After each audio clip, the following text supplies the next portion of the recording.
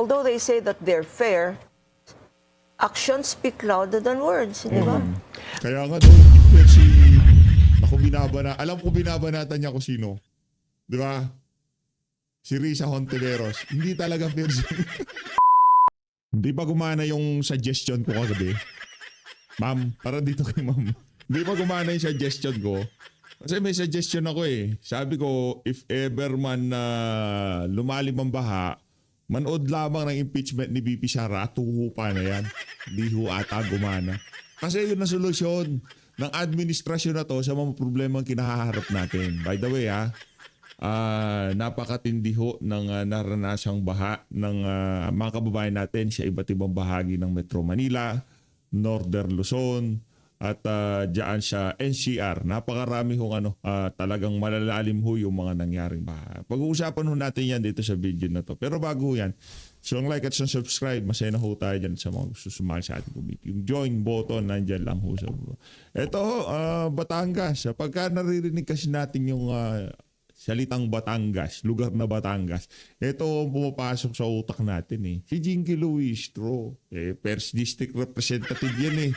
Tama ba? Tama ba yan si Jinky Luistro? Saan siya representative?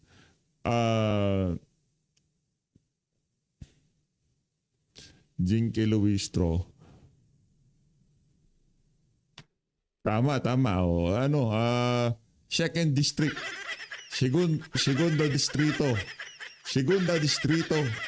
Naalala niyo ba yung mga kataga niya dito? Ito. Panoorin ho muna natin ito.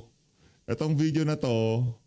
Tapos pakinggan natin si Luistro tapos punta tayo dito sa video. Sa panahon ni Speaker Martin Romualdez, bumaha at bumagyo ng biyaya dito sa ikalawang distrito. Congresswoman Jervil Louis. Sakto ba? Wala pa natin Sakto ba? Ulitin natin. Malupit eh. Malupit yung pagkakadali ni Luistro doon eh. Ulitin natin ha. Tuloy natin. 1, 2, 3, go. Sa panahon ni Speaker Martin Romualdez, bumaha at bumagyo ng biyaya dito sa ikalawang distrito. Tama natin si Luistro. Sinasabi ko sa inyo mga kababayan, di ba? Sa Batangas ho yan, sa mga hindi nakakaalam, Batangas ho yan. Kaya para sa mga kababayan natin, kung sakali man, medyo nakakaranas ho kayo ng hirap ngayong mga panahon na to, baka sakali. Yung impeachment trial ni BP Sara. Makatulong. Accountability. Pero dito walang accountability, ganon. Diba? Bukas mag-impeachment na naman tayo. Habang ganito ang nararanasan ng ating mga kababayan, impeachment ho ni BP Sara ang inaatupag nila sa Senado. Ito. Whatever you are witnessing right now ay hindi po mangyayari without the leadership of the best ever Speaker of the Congress. Ulitin natin. Whatever you are witnessing right now ay hindi po mangyayari without the leadership of the best ever Speaker of the Congress of the Philippines. At ito po ang palagi kong sinasabi sa inyo. Ayan. Kung bakit bumabagyo at bumabaha ng biyaya sa 2nd District. It is because of our dear Speaker. Ayan. So once again, let me state my lines. Kaya may AX dahil ni Speaker. Kaya may akap dahil ni Speaker. Kaya may tupad dahil ni Speaker. Kaya may mga barangay road dahil ni Speaker. Kaya may patubig dahil ni Speaker. At kaya may groundbreaking ngayon dahil ni Speaker. Dahil ni Speaker pala. So, kaya may baha dahil ni Speaker. So, kaya ngayong mga panahon na to, kahit dahil ni Speaker lahat ng nangyayari, impeach si BP Sara Duterte. Palakpakan ho natin ang gobyerno ni Marcos Jr., di ba?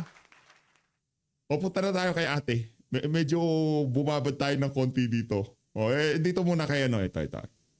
kay Regal Olivete. Game. Sa panahon ni Speaker Martin Romualdez, bumaha at bumagyo ng biyaya dito sa ikalawang distrito. Congresswoman Jervil Luistro is becoming one of the most recognizable face in Philippine politics. Not because of legislation, but because of controversy. May nagsasabing may 8 million pesos legal fee issue daw involving the law office of Attorney Manasseh Carpio. She denies it and challenges anyone to produce the documents. May mga nagtatanong din tungkol sa flood control project sa kanyang distrito. Totoo, may mga proyekto pero hanggang ngayon wala pang ebidensya nagpapatunay na may personal siyang kinalaman sa anumang anomalya. Wala. Dito sa lagay na to, walang kinalaman si Congressman. Pambira naman, Ma'am Regal. Ma'am Regal Olivia, walang kinalaman si Luistro dyan. Dito sa bahana, walang kinalaman. Ang tanong ng publiko, Sa mga fair ba corruption naman dyan. magtanong? Siyempre. Then Sa there mga was the corruption now dyan. infamous laway moment. Lawag mo. Viral. Yes, relevant. Not really. Mas mahalagang pag-usapan ang laman ng argumento kaysa laman ng bibig. At syempre, nariyan ang kanyang pagiging isa sa pinakamalapit na kaalyado ni Speaker Martin Romualdez. Walang masama sa pagiging loyal. Pero kapag ikaw ang lead prosecutor sa mga usaping may political undertones, people will naturally ask, can loyalty and impartiality comfortably sit in the same chair? Sa batas, allegations are not evidence. Ngunit sa politika, perception is often the first witness. And perhaps that's Congresswoman Jervil Luistro's biggest trial. Another day, another Regal POV. Simple lang. Ngayon, yarin lamang nandito tayo sa mga Di ko alam kung sinong pinariringgan nitong si ate Ito. Pakinggan natin to. Okay. Sa mga corruption dyan. Sa mga corruption Sana dyan. mapanood nyo to. Oy, Luistro. Si Luistro, makausap mo. Kasi 3 lang tayo dito. At saka si Bibi Sara pala nakaturo kay Luistro. 4 lang tayo dito. Di ako politiko, ate. Hindi ka politiko. Si Bibi Sara, ini-impeach to. Hindi corruption to. Ito, ini-impeach. Okay? Ini-impeach to kasi galit yung mga corruption sa kanya. Baka si Luis to kausap niya. O, tuloy natin. Kasi hindi po biro yung dinadanas namin dito. Nagpastaw na dito, pa-rescue naman kami. Rescue, Luis Tro. Dami na kaya mo. Bakit di mo sila i-rescue? Baka may makakita ng video na to, pa-share kami, lagpastao na. Yung mga taga-barracks di pa nakakalabas, na-stranded na po, may mga bata po dito. Grabe naman. Luis Tro. Ano ba yan? Ayun yung baha.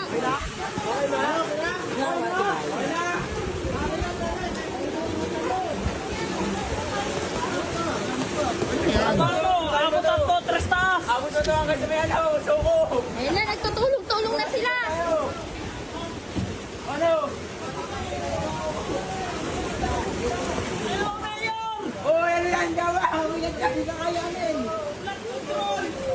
Siguro po bandang mga 12 na po yun na gabi, hating gabi na po. Actually po patulog na rin yung mga tao nun eh. Tapos po nung naanuhan ko po siya na mag-video po ako, gawa po na matagal po kasi dumating yung mga rescuer. Kaya napag-isipan po ng mga ng mga kalugar ko na magtulong-tulong po para po makalabas yung mga tao sa barracks. Gawa nga po na may buntis, may baby. Yun po, para po makalabas. Nice, nice. Yung sa lubid naman po, ano po yun ang lugar namin, galing po yun sa barangay.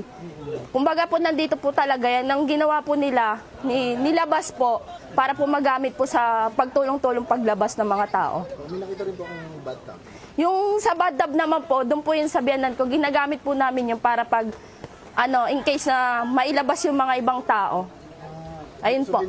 Opo, volunteer po ng mga kalalakihan dito. Gaano kahirap yung sitwasyon? Sobrang hirap po. Halos lampas tao po yung baha dito. Halos namin to nadadanasan taon-taon. Ayun po. Actually po kahit wala pong bagyo, tumataas pa rin po dito yung baha. Lagi po yan. So ano pong apelan niyo? Ano panawagan niyo sana? Sa mga korupsyon dyan, sana mapanood nyo to. Kasi hindi po biro yung dinadanas namin dito sa tuwing taon-taon. Yun lang po. Salamat. Ang kailangan po namin ngayon dito, ayuda para sa mga kapitbahay namin. At saka po sa mga nakanood po ng video na video viral po, wag po kayong mangusga kasi hindi nyo po alam yung kalagayan namin dito na lilikas po kami agad. Hindi po agad-agad kasi biglaan po pagtaas ng tubig dito. Yun lang. Ako naiintindihan nun natin yun. Kasi nga yan kumbaga, kaya nga plus flood di ba? Hindi mo naman inaasahan yan. Walang tubig, maya-maya bigla na lang tataas yan. Hindi yan. Pero meron naman siguro kung lagi nyo naman nararanasan yan, taon-taon na nararanasan nyo, tapos meron na pabalitang bagyo. Medyo dapat nag-ano na kayo ng konti, nag-ready na kayo ng konti. Kasi alam nyo naman, medyo inutil tong administrasyon na to. At least, wala naman kayong maaasahan, di ba? Busy si Sandro, nagpapa-interview kasi siya daw nagkaroon ng negotiation between Marcos camp and Duterte camp na yung Duterte administration na mag-a-assign ng executive secretary, speaker of the ano na yun, kumbaga sa Supreme Court, moot na yun. Patapos na yung termino na tatay mong bangag.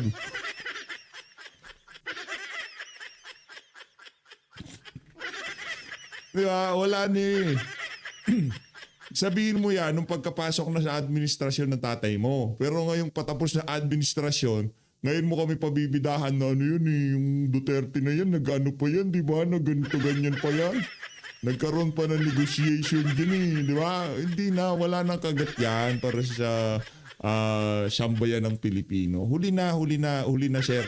Pag-usapan natin itong baha na to, dito tayo mag-usap-usap kasi sobrang kalbaryo ang dinaranas ng ating mga kababayan dito sa dito sa baha na to. Nagpunta ka sa nagpa-interview ka diyan sa diyan sa tawag dito.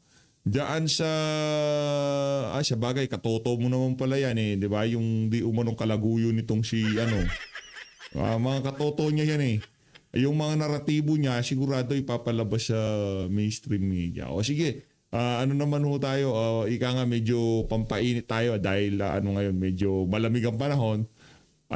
Pampainit ho tayo. Pakinggan ho natin ang interview netong si... Ito. Yan, Billionaire News Channel ho tayo. Kay Kapunan, yan. Parang bulldozer yan. Oo. Magandang umaga, Attorney Lorna. Good morning, Karina. Pinsan yan, si Lorna Kapunan, pinsan ho niya si Luis Tro. Tingnan, magkamukha Di ba? Parang pinagbiyak na na prutas, nabubulok. Nice to be here face to face. Face to face. Oo. Co-anchor ko siya doon. Kaya sanay siya. Okay. Attorney Lorna, nakakatulog ka pa ba? Oo naman. Oo naman. You have to. Ang sakit naman noon. Mga Corina, tanong mo, Atty. Kapunan, bakit? Dapat ba siya makonsensya sa mga pinagagawa niya sa buhay niya? Kung nga niya si Elton Johns, no? Elton John. Papa Johns ata yung Papa Johns. Kung niya si Elton Johns. Because you have to be sharp. Yeah. But ibang schedules kasi. Before the sauna, ang schedule ay hapon. So we can still go over our documents, Right. tsaka pwedeng gumising ng hindi naman 6 o'clock in the morning. Ngayon, 10 o'clock. Oo eh. 10 o'clock in the morning. In fact, sana nag-focus dapat sila because even the senator judges were saying pwede ba 10:30 because of their travel time, no? Correct. Pero hindi pa na ano yan. Tsaka rush hour yan. Hindi That's ba? true. Oo. So, okay. Sa nakalipas sa mga araw, kayo po'y talagang naging napaka-aktibo dito sa prosecution. So, ano po ba at this point ang pangunahing layunin ng prosecution sa presentasyon ng ebidensya on this particular article? Ibalik natin sa issue ng impeachment, no? Yan. Because ang impeachment, klarong-klaro, dapat may public official, no? At ang public official dito yung vice president kasi siya yung impeachable officer. Hindi yung mga SDO, hindi yung mga kung sino yung mga senior disbursement officer nila, no? Kasi doon dinadala ang usapan ng mga senator judges. Number one, impeachable office. Ba't magaling ka pa sa mga senator dyan? Mag-senator ka kaya? Kung yun na nakalagay sa circular na hindi lang si BP Sara may pananagutan. May pananagutan siya. Siyempre siya ang head of agency. Pero ang nakalagay dyan, hindi lang si BP Sara may pananagutan. Kung may mangyari dyan, kung pinagpipilitan mo yan, kapunan, mag-senador ka. Sa susunod na alala, tumakbo ka. Number two, pera ng bayan. Public office is a public trust. Again, linilito nila, ginagawa nilang criminal case, no? Sasabihin na naman nila, Yan, ano yan? Kapunan, ano yan? Ito, hindi pa public office siya, public trust to. Ito. Hindi, baka nag-uulyanin na to si Kapunan. Ano yan? Sa Batangas yan, yung katabi mo araw-araw, lugar niya yan. Oh. Ano yan? Hindi pa public office, public trust. Loka-loka. criminal case to, dapat estafa. O dapat ganyan, no? Puro dapat. Pero hindi. Sa taong bayan, dapat alam nila na ito hindi criminal case. Ito hindi civil case. Ito hindi administrative impeachment case ito. Okay, so are you trying to present the evidence to the public or to those senators? I think to both, no? Because the public must understand that this is all for them. Para sa kanila naman to, no? Oo. At dapat Hindi para sa amin yan, anak ng toko. Wala kami na pa. Ilang 14th day na tayo niyan. 14th day na tayo. Bukas, Lunes. Mapahanggang sa ngayong mga panahon na to, may 300 million na nagagastos natin. Wala pa kaming napapala dyan sa impeachment na yan. Eto kinahaharap ng mga kababayan natin ngayong mga panahon na to. Hoy Kapunan, makinig ka ha. Yan ang problemang kinahaharap ng mga kababayan natin ngayong mga panahon na to. Anong mapapala namin dyan sa impeachment na yan? Ito, imbestigahan nyo dyan sa impeachment. Impeachment ni Bizarro sa may flood control. Okay lang. Wala problema. dapat makita rin ng public kung paano nagre-react ang mga senator judges.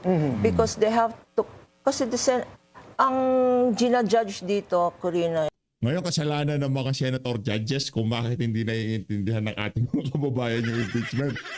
Umihira naman, sinising nyo po yung senator judges. Ano magagawa natin kung wala talagang ebidensya? At pinagpipilitan nyo na dapat yung naratibo nyo, wala na nga kasi kayo sa House of Representatives. Nasa impeachment court na kayo. and Willard, hindi Nahuli lang kayo ang Vice President. Ang ginajudge dito rin ng taong bayan ay ang mga senador. Naku, yan na, guilt trip na siya. Under oath of political neutrality. At saka, Walang political neutrality. Risa Hontiveros, Bam Aquino, maging tong si presiding officer, bago pa mag-umpisa yan, ano sinabi na niya? Hindi niya naman gusto si VP Sara. Nagpapakagit na siya hanggat maaari. Pero itong si Bam Aquino, Risa Hontiveros, Kiko Pangilinan, neutrality. Diba gustong bumalik ng dilawan at mga pinklawan sa Malacanang? Luka-luka talaga. Nag-uulyanin ka na ba, Kapunan? Luka. Pamira, ano ba nakain mo? Ano ba sininghot mo? Utot ni Luistro? Ito si Luistro, oh. Ayan siya, oh. Pambira ka naman, oh. Huwag ganon. got to act with justice. Napakalinaw yan sa oath nila. Ito, act with justice dito sa Isipin dapat nila na binabantayan sila ng taong bayan, and at this stage, klarong-klaro ng ebidensya. Ano? Walang ebidensya klaro. Fishing expedition meron. Huwag mo sabihin sa amin na klaro ebidensya. Ano kayo, prosecution. Bias yan. Hayaan mo kaming mga manunood ang magsabi na klarong-klaro ang ebidensya. Ganon ka simple, Luis Tro. Huwag mo sabihin sa amin klaro dahil prosecution ka. Huwag din sabihin sa amin ng depensa na walang ebidensya kasi depensa sila. Kaming mga miron. Kaming mga manunood ang magsasabi kung klaro o hindi klaro. Anak ng toko, perinisik nyo na, gusto nyo, klaro pa. Gusto nyo, kayo pa magsasabi sa amin kung ano tatanggapin namin at hindi namin tatanggapin. Mga siraulo ba kayo? Ako nasa ako, ilang araw restrain ako, kumbaga. Ang dami kong reservation sa mga issue na gusto kong sabihin dahil nga medyo nagpipigil tayo ng sarili natin, hindi natin sinasabi.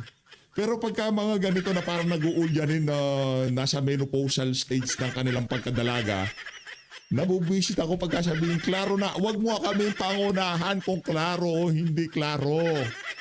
Kung sa'yo klaro na, nakamukha mo si Elton Jones, yun ang klaro sa'yo. Okay?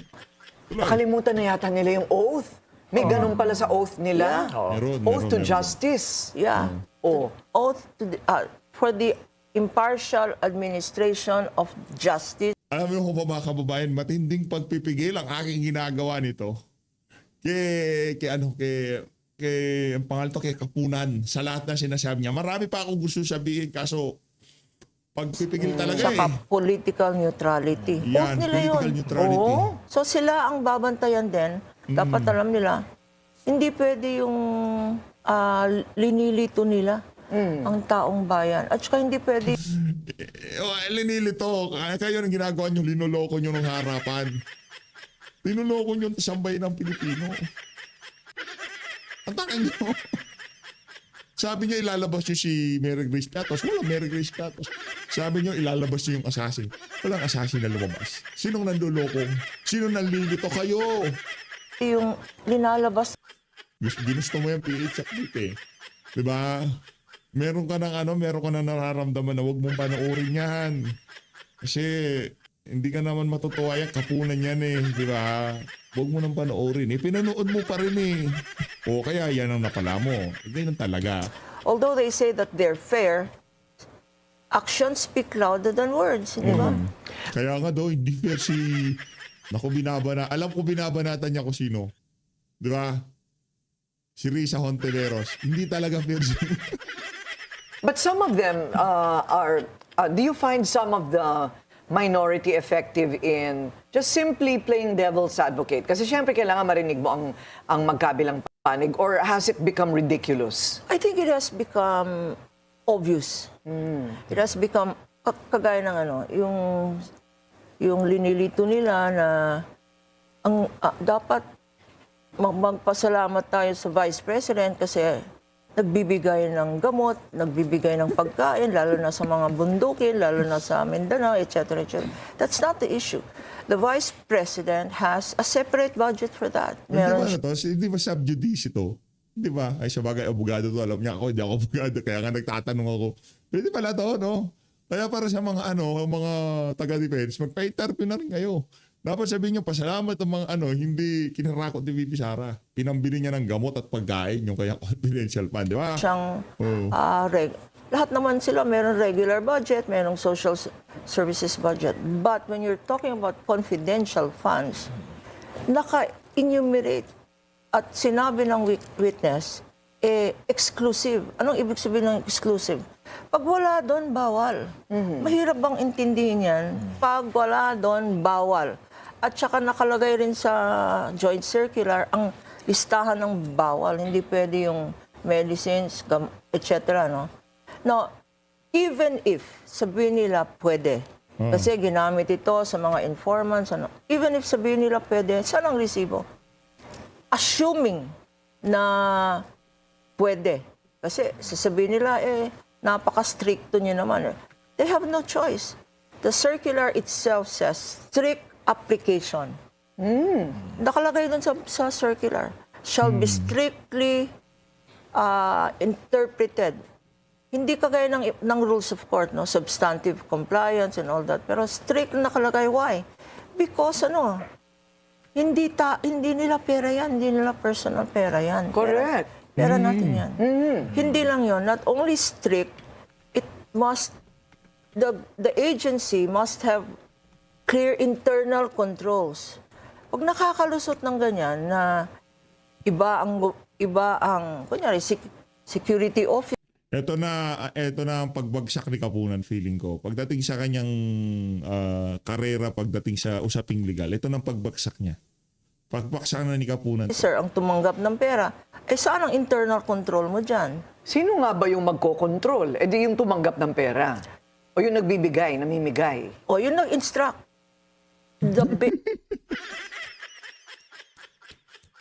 Yung nag-instruct, automatic si Bibi.